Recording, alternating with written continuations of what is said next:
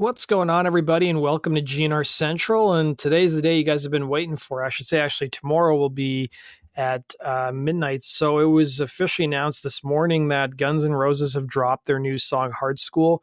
It's already available in Australia because they're one day ahead of us. So wherever you're living, whenever it's midnight in your time zone, the song should be available. I tried to listen to it on Spotify, but it said it's not available in our region yet. So I imagine because Guns N' Roses have a concert tonight, they're going to be making the live debut of Hard School, since Slash was teasing it on his TikTok about a week ago. So if you guys have heard it, let me know what your thoughts are on the song. If you guys want to know the history of the song, I've got a video up on my other channel about the entire history of Hard School, how it was supposed to be for a Jackie Chan movie, and how Rick Rubin at one point heard the song and wanted to produce Guns N' Roses in the mid-90s. It's a pretty fascinating story.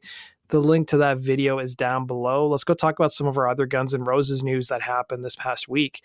So Kirk Hammett of Metallica was recently interviewed by Revolver magazine, and he talked a little bit about the Guns N' Roses Metallica tour that happened back in the 90s and how Nirvana was originally asked to join the tour, but they really didn't want to because Kurt Cobain had a number of issues with Axl Rose.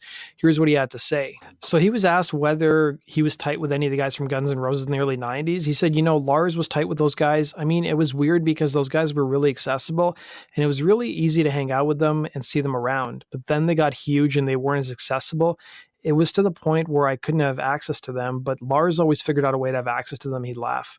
He also talked a bit about the whole Nirvana tour, saying, I remember having to call Kurt up because we wanted Nirvana to open the Guns and Metallica tour. This came down to me from my manager saying, okay, we've talked to Nirvana's management. They've told us no. Kurt doesn't want to do it because he doesn't want to be affiliated with Guns N' Roses. He doesn't approve of Axl's behavior. A long laundry list of stuff, and it's all about Guns N' Roses and Axl. It had nothing to do with Metallica. They loved Metallica. He would go on to say, I had a personal relationship with Kurt and Chris Novoselic and Dave Grohl. So I called him up. I talked to him 2 or 3 times. And the first time he gave me his reasons, all of which I just told you, but he said he'd think about it. If I remember calling him a few days later, Courtney Love answered. It was weird because she went to go get Kurt and I could hear her jabbering in the background.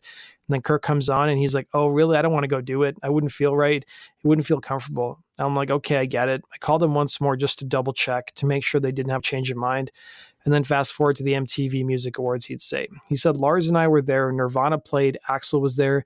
I think some of the guys in GNR were there. I was sitting there talking to Kurt backstage, and all of a sudden, Axl walks up, sees me, and looks at Kurt, and I'm like, oh no. And he goes right up to Kurt and says, what's your problem, mother effer? What's your problem? And so Kurt's like, whatever, dude. And Axl's like, I'll beat your ass. Come on, let's go. And Kurt's like, whatever, dude. And then Axl backed up and his girlfriend, Stephanie Seymour, was there. She put her hand on his arm and kind of calmed him down. And Kurt's like, whatever. Axl stormed off and Kurt looked at me and I was like, bro, that was crazy. Then at another point, I was just standing, minding my own business. And Axl shows up again and says to me, what's up with your friend? I go, I don't know what's up, man. You guys have to work it out.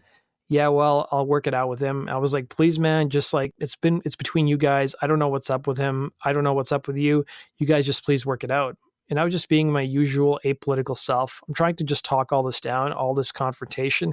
And somehow I felt like I was just caught in the middle of it all rather innocently, That does it for today's video, guys. Thanks for watching. Be sure to like button and subscribe, and we'll see you again on GNR Central. Take care.